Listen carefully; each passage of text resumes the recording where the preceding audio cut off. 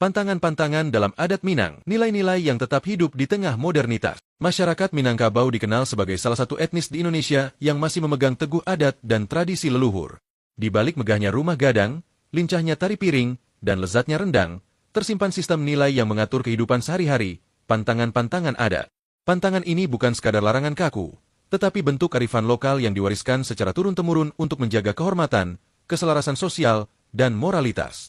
Di tengah arus modernisasi, pantangan ini tetap relevan dan dijunjung tinggi.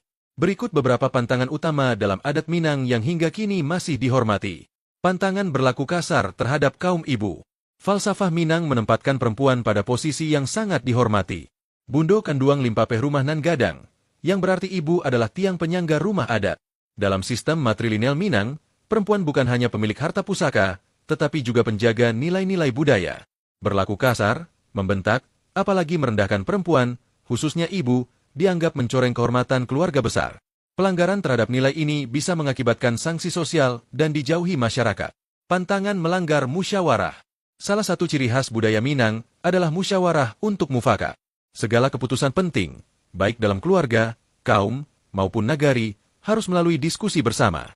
Bertindak sepihak tanpa sepengetahuan ninik mamak, tetua adat, atau mengabaikan hasil musyawarah dianggap melanggar adat. Pelaku akan dicap tak tahu diri dan bisa kehilangan tempat dalam struktur sosial masyarakat. Pantangan merusak alam dan nagari.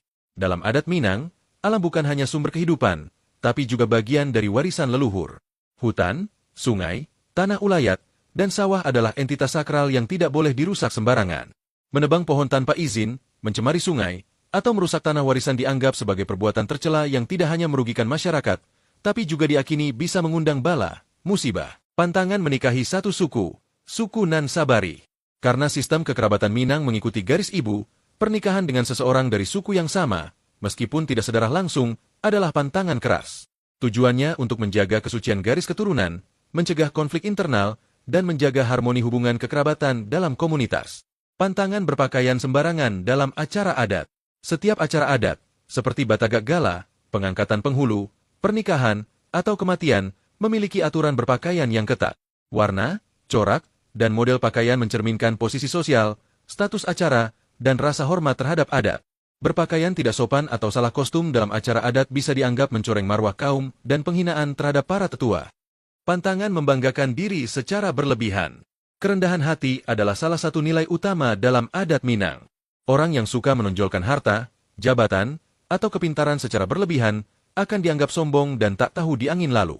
Dalam masyarakat yang menjunjung egalitarianisme dan kolektivitas, bersikap rendah hati jauh lebih dihargai dibanding pamer status sosial. Mengapa pantangan ini masih dipegang teguh? Pantangan-pantangan ini bukan sekadar bentuk kontrol sosial, melainkan cerminan dari upaya menjaga keseimbangan hidup antara manusia dengan sesamanya, manusia dengan alam, dan manusia dengan Tuhan. Meski zaman telah berubah, masyarakat Minang terus mempertahankan nilai-nilai ini karena mereka percaya. Adat Basandi Syarak, Syarak Basandi Kitabullah, adat bersendikan agama, agama bersendikan Al-Quran.